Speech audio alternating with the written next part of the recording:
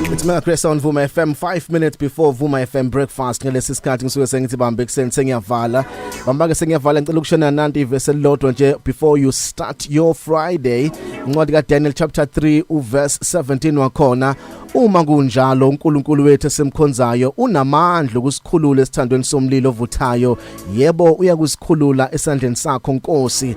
Cela ukunika sileli verse namhlanje kuseni ngifuna ukuthi nje ekseni never change your confession because of the circumstances in front of you. Ungashintshi ukukhuluma kwakho ngenxa yesimo oyithola ukusona empilweni. Noma ngabe isimo sibona siphambi kwakho sithusa kangakanani noma sisabisa kangakanani kodwa iconfession yakho nokukhonza kwakho uNkulunkulu ungazivumeli izimo ezifika empilweni yakho zishintshe ukukhuluma kwakho uzungabaze namandla kaNkulunkulu. Lamadoda amkhonza uNkulunkulu amkhola uNkulunkulu wazi kwaba sekugcineni noma kwakuphume umyalelo ukuthi bonke abantu abakhuleke kwisithixo sangaleso sikhathi esasibekiwe athi lamadoda thina asikwazi ukukhuleka komunye uNkulunkulu kusiyokhuleka kuNkulunkulu ophilayo. Lithi iBhayibheli wakhisha umyalelo ukuthi bazoshiswa abantu abangafuni ukukhothamela isithixo athi lamadoda uNkulunkulu wethu esemkhonzayo unamandla okusikhulula esithandweni somlilo angeke size sikhothame. Ungalenzi iphutha lokuthi mawubhekana nesimo esithile uzushintsha inkulumo yakho ushintshe neconfession yakho ushintshe nokukholwa kwakho uNkulunkulu ngenxa yesimo odlula kusona.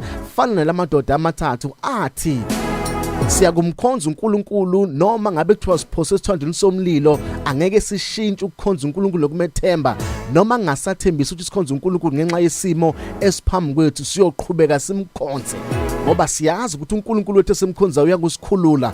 Uma ke ngasasikhulula ngakulesi simo kuyohlale kwazeka ukuthi khona abantu abathemba uNkulunkulu nasesimini sasingabavumeli ukuthi bethemba uNkulunkulu ngoba khona ezinye izimo ke ifike empilweni yethu ezingasinikezi nenye choice but ukuthi singamthemba uNkulunkulu kodwa kufanele simkhonze noma kunjalo noma singenaso isizathu esiphathekayo esenza sikhonze uNkulunkulu. Ngiyacela umkholo uNkulunkulu noma ungasasiboni isizathu esingamenza ukholwa uNkulunkulu umthemba uNkulunkulu esimeni sakho noma usabathe uyakhuleka kodwa ishintsha isimo sakho asishintshi kunokuba sishintshe siba wesi kakhulu ngoba lamadoda aqhubeka amkhonza uNkulunkulu noma sekhisha umyalelo ukuthi mabe ngakhuleke kwisithixo bazophoswa esithandweni somlilo. Kodwa lethi iBhayibheli avela ngene endlini athandaza avula amafastela bheke eJerusalema athandaza kathathu ngosuku kodwa isimo kunokuba silunge saba wesi kakhulu saba nzima kakhulu kodwa abazange beshintshe iconfession yabo abawushintshanga nomthandazo wabo ngoba isimo sabo singalungi ngoba siyeke ukukhonza uNkulunkulu ngoba isimo sethu singakalungi. Simkhonza noma izinto zibheda